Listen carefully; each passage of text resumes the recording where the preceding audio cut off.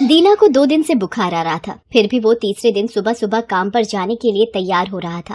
वो railway station पर कुली का काम करता था। उसका काम बहुत ही मेहनत वाला था। पूरे दिन में ना जाने उसे कितने किलो वजन अपने सिर पर लेकर एक प्लेटफॉर्म से दूसरे प्लेटफॉर्म पर जाना पड़ता था। पूरे दिन की मेहनत के बावजूद किसी तरह उसके घर की रोटी चलती थी। उस दिन जब वो काम पर जा रहा था तो उसकी गर्भवती पत्नी महुआ ने उसे काम पर ना जाकर आराम करने को कहा, क्योंकि 2 दिनों से उसे तेज बुखार था।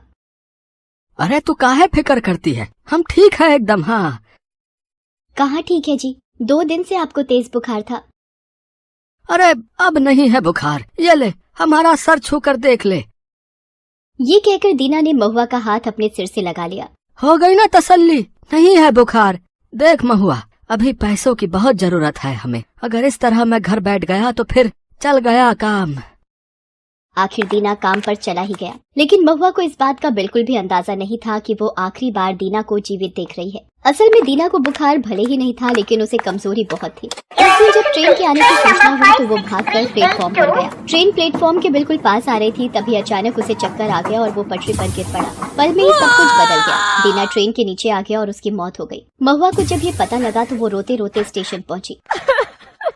ये क्या हो गया जी, किसके भरोसे छोड़कर चले गए हमें, किसके भरोसे। भगवान के लिए आप वापस आ जाइए, वापस आ जाइए। अचानक महुआ के पेट में जोरों का दर्द होने लगा। वो स्टेशन पर ही दर्द से तड़पने लगी। दीना का दोस्त मनोहर उसे अस्पताल ले गया। मनोहर महुआ को अपनी बहन की तरह ही मानता था। डॉक्टरों ने महुआ की हालत देखकर उसे तुरंत एडमिट कर लिया और ये भी कहा कि उसका ऑपरेशन करना पड़ेगा। थोड़ी देर बाद डॉक्टर ऑपरेशन थिएटर से बाहर निकला और उसने कहा कि हमें अफसोस के साथ कहना पड़ रहा है कि हम बच्चे को नहीं बचा सके। कुछ दिनों बाद महुआ अस्पताल से डिस्चार्ज होकर घर वापस आ गई। उसका तो जीने का सारा मकसद ही खो गया था। वो सारा दिन घर में भूखी प्यासी पड़ी रहती और पागलों की तरह रोती रहती।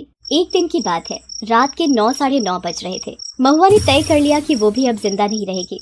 पास वाली नदी में कूदकर आत्महत्या कर लेगी। ये सोचकर वो घर से निकल पड़ी। चलते चलते वो काफी दूर निकल आई थी। सड़क लगभग सुनसान ही थी। तभी उसके कानों में किसी छोटे बच्चे के रोने की आवाज आई।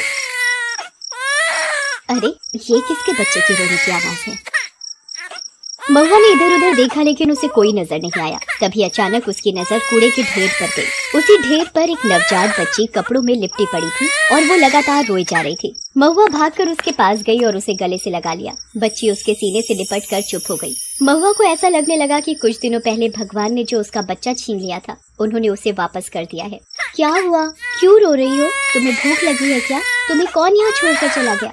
काश कि वो छोटी बच्ची बता सकती कि उसके साथ ऐसा करने वाले कौन हैं। काश वो बता सकती कि लोग जब लड़की को पाल नहीं सकते तो उसे पैदा क्यों करते हैं, और अगर पैदा करते हैं तो उसे इस तरह कूड़े में क्यों छोड़ देते हैं। भले ही इन सवालों का जवाब उसे नहीं मिल सकता था, लेकिन महुआ को अचानक से जीने का मकसद मिल गया था। कुछ देर पहले वो अपने जीवन को खत्म करना चाहती थी, लेकिन उस बच्ची के मुस्कुराते चेहरे को देखकर उसमें जीने की इच्छा जाग गई थी। इसीलिए तो कहते हैं कि बच्चे भगवान का ही दूसरा रूप होते हैं। महुआ उसे अपने घर ले आई। अरे घर में तो खाने पीने का कुछ भी नहीं है। मैं मनोहर भैया से थोड़ा दूध मांग कर ले आती हूँ। महुआ मनोहर भैया के यहाँ से दूध मांग कर ले आई। उसने ये भी तय कर लिया कि वो अब काम करेगी, क्योंकि काम करेगी तभी तो वो अपना और अपनी नन्ही बच्ची, जिसका नाम उसने लक्ष्मी रखा था, उसका ध्यान रख पाएगी। कुछ दिनों बाद दीना जिस स्टेशन पर कुली का काम करता था, उसी स्टेशन पर एक कुली औरत को देखकर सभी आश्चर्य में थे, जिसने एक नवजात को अपनी पीठ पर बांध रखा था। वो औरत और कोई नहीं, महुआ थी। ट्रेन के प्लेटफॉर्म पर आने की घोषणा हुई। महुआ भागी भागी ट्रेन के पास पहुंची। एक लेडी पैसेंजर जिसके पास काफी सामान था, महुआ उसके पास जाकर बोली, कुली कुली कुली चाहिए मेम साहब। अरे तुम उठा पाओगी ये सारा बोझ? मैंने अपने जीवन में ऐसे ऐसे बोझ उठा लिए हैं कि ये बोझ तो कुछ भी नहीं। ये कहकर महुआ ने उसका सामान अपने सिर पर रखा और चल पड़ी। उस दिन उसके जीवन का ये एक नया अनुभव भी था और एक नया सफर भी। महुआ खूब मन लगाकर काम करती। हालांकि कभी कभी वो थक भी जाती, लेकिन लक्ष्मी के लिए वो फिर से खड़ी होती और काम पर लग जाती। धीरे धीरे लक्ष्मी भी अब बड़ी हो रही थी। महुआ ने उसका दाखिला अच्छे स्कूल में करवा दिया। एक दिन जब महुआ अपने घर पहुंची तो लक्ष्मी उससे जाकर लिपट गई और उससे कहा, मामा मुझे आपको एक चीज दिखानी है। क्या चीज है बेटा? तब लक्ष्मी ने एक बहुत बड़ा सा अवार्ड अपनी माँ को दिखाया जो उसे स्कूल से मिला था। अरे वाह वाह वाह मेरी बेटी, स्कूल से मिला तुम्हें? हाँ माँ, मैं पूरे स्कूल में फर्स्ट आई हूँ। ये तो बस लक्ष्मी की शुरुआत भर थी। एक बार इनाम मिलने का सिलसिला जो शुरू हुआ वो रुका नहीं। मिडिल स्कूल से हाई स्कूल और फिर कॉलेज, हर जगह लक्ष्मी ने महुआ का नाम रोशन किया। लक्ष्मी को आगे की पढ़ाई के लिए शहर जाना था, लेकिन वो चिंता में थी कि वो कैसे शहर में आगे की पढ़ाई के लिए जाएगी, क्योंकि उतने पैसे जो नहीं थे। अरे तुझे फिक्र करने की क्या जरूरत है, तेरी माँ है ना, तू बस अपनी पढ़ाई पर ध्यान दे। पैसे कहाँ से आएंगे, कैसे आएंगे, वो सब तू अपनी माँ पर छोड़ दे। महुआ को कुछ पैसे ब्याज पर लेने पड़े। उसने उन पैसों से लक्ष्मी को आगे की पढ़ाई के लिए शहर भेज दिया। महुआ अब और भी ज्यादा मेहनत करती, क्योंकि वो चाहती थी कि लक्ष्मी को किसी बात की कोई कमी ना हो। लक्ष्मी ने भी अपनी माँ की मेहनत को बेकार नहीं होने दिया। वो पूरी यूनिवर्सिटी में टॉप आई। बाद में वो नौकरी की तैयारी करने लगी। उसकी मेहनत का फल भी उसे मिल गया। वो रेलवे की बहुत बड़ी अधिकारी बन गई और उसकी पोस्टिंग उसी के शहर में हो गई। लेकिन उसने ये बात अपनी माँ को नहीं बताई और सीधा ट्रेन से अपने घर की ओर चल पड़ी। उसकी ट्रेन ठीक समय पर प्लेटफॉर्म पर लगी। लक्ष्मी अपने लगेज सहित गेट पर आई। लक्ष्मी को रिसीव करने 4-5 असिस्टेंट भी प्लेटफॉर्म पर खड़े थे। महुआ हमेशा की तरह दौड़ती हुई ट्रेन के पास गई और अपने चिर परिचित अंदाज में बोलने लगी, कुली कुली कुली, मेम साहब कुली चाहिए क्या? अचानक महुआ की नजर गेट पर खड़ी लक्ष्मी पर गई। उसके असिस्टेंट मैडम मैडम कहते हुए उसके पास आकर खड़े हो गए। महुआ की समझ में कुछ नहीं आ रहा था। इधर लक्ष्मी का ध्यान तो अपनी माँ पर था। वो महुआ के पास गई और उनके पैर छू लिए।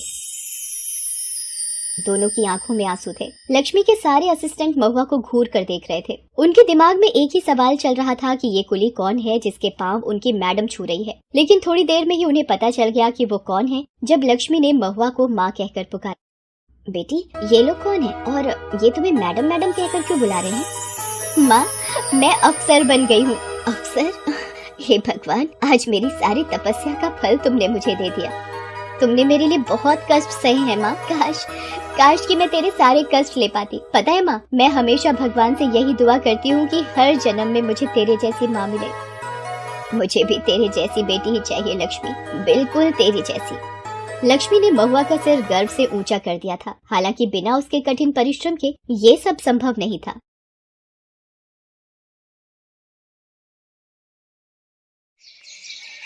पूनम अपने पति मोहन और बेटी ज्योति के साथ खुशी खुशी अपनी जिंदगी को जी रही थी। मोहन का बिजनेस भी अच्छा था। मोहन भी अपनी पत्नी और बेटी को बहुत प्यार करता था और हमेशा उन्हें खुश रखने की कोशिश करता था।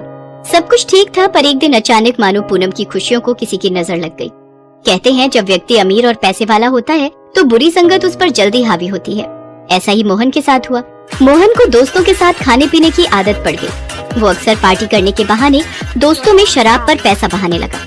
उसने दोस्तों के साथ पीने खाने के लिए घर की एक एक चीज बेचनी शुरू कर दी। सुनो, ये सोने की चेन और चूड़ियाँ कहाँ ले जा रहे हो? मेरा गहनों का डिब्बा वापस करो। ये गहने मैंने तुझे बनवा कर दिए थे, समझी? तो इन गहनों पर मेरा हक है। मैंने कहीं भी लेकर जाऊँ है? तू होती कौन है मुझे रोकने वाली? चल हट जा मेरे सामने से। आप ये गलत कर रहे हो। देखना, आपकी पीने खाने की बुरी आदत एक दिन हमारा सब कुछ बर्बाद कर देगी। मोहन ने पूनम की एक नहीं सुनी। धीरे धीरे मोहन ने अपना सब कुछ बेच दिया, यहाँ तक कि घर भी। अब वो बहुत गरीब हो चुके थे। मोहन पूनम और ज्योति को लेकर एक किराए के घर में रहने लगा। शराब ज्यादा पीने के कारण मोहन की तबीयत बहुत खराब रहने लगी थी और घर में दवाई के पैसे नहीं थे।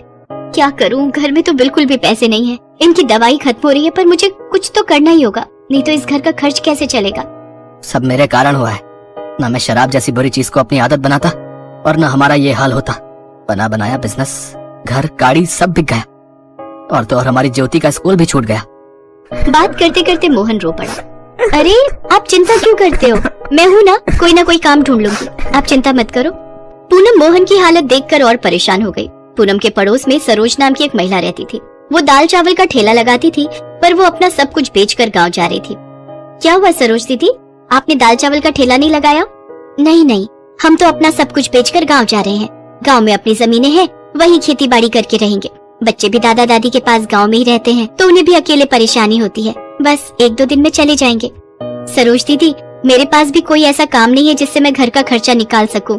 अगर आप गांव जा रहे हो तो क्या मैं दाल चावल बेचने का काम शुरू कर दूं? बहुत परेशानी चल रही है, घर में कुछ भी समझ में नहीं आ रहा क्या काम करूं। हाँ क्यों नहीं, इसमें क्या परेशानी है, मैं तुम्हें सब समझा दूंगी और ठेला और बर्तन खरीदने की जरूरत भी नहीं पड़ेगी। तुम्हें सब कुछ बना बनाया मिल जाएगा। पर सरोज दीदी, मेरे पास अभी इतने पैसे नहीं है कि मैं आपको। अरे तो पैसे किसने मांगे हैं? तुम आराम से अपना काम शुरू कर लो, उसके बाद जब थोड़ी कमाई होने लगे तब हम इस बारे में बात कर लेंगे। सरोज पूनम की बहुत मदद करती है और पूनम दाल चावल का ठेला लगाने लगती है। सरोज गांव जा चुकी थी, पर उसके बंधे हुए ग्राहक अब पूनम के ठेले पर आने लगे थे। इससे पूनम को बहुत फायदा हो गया। पूनम रोजाना सुबह दाल चावल बनाती थी और पूरा दिन ठेले पर दाल चावल बेचती थी।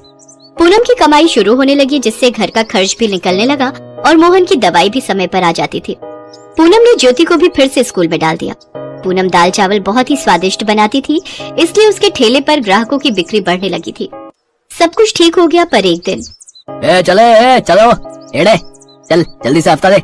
इस एरिया में बहुत समय से आया नहीं, तो सब आराम से मजे कर रहे हो, और दिखाई दे रहा है यहाँ पर सब खूब कमाई कर रहे हैं। भैया, ये कौन है जो इस तरह से ठेले वालों से बात कर रहा है? और ये हफ्ता क्या चीज है? पूनम बहन, ये इस एरिया का गुंडा है। कुछ समय से आ नहीं रहा था। पहले जब सरोज बहन खड़ी होती थी तब वो भी इसे हफ्ता देती थी। ये हर हफ्ते आता है और अपना हफ्ता लेकर चला जाता है, यानी कि हर हफ्ते 2000 रुपए इसको देने पड़ते हैं। ये तो बहुत गलत बात है। कोई इसके बारे में पुलिस से नहीं कहता? अरे बहन, इस गुंडे से सब डरते हैं। किसकी मजाल की पुलिस में इसके खिलाफ कोई एक भी शब्द कह दे। अब तुम भी इसे चुपचाप पैसे दे देना, वरना ये तुम्हें यहाँ ठेला नहीं लगाने देगा।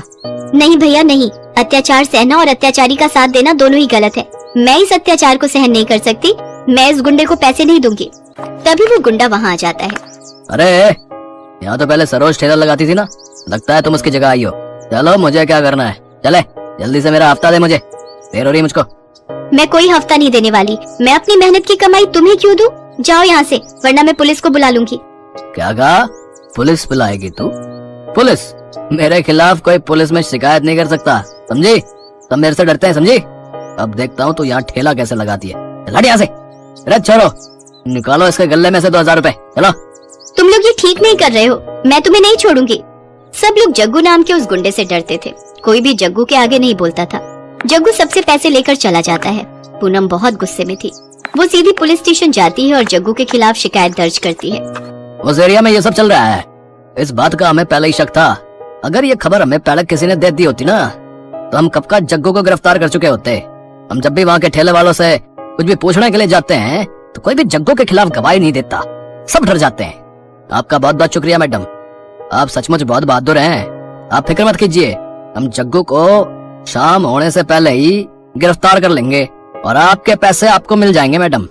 आप जाइए अब। पूनम की शिकायत पर पुलिस अपना काम शुरू कर देती है। शाम तक जग्गू के सारे ठिकानों पर पुलिस छापा मारती है। जग्गू और उसके सभी साथियों को पकड़ लिया जाता है। पूनम को अपने पैसे वापस मिल चुके थे। आज सभी ठेले वाले पूनम की बहुत तारीफ कर रहे थे।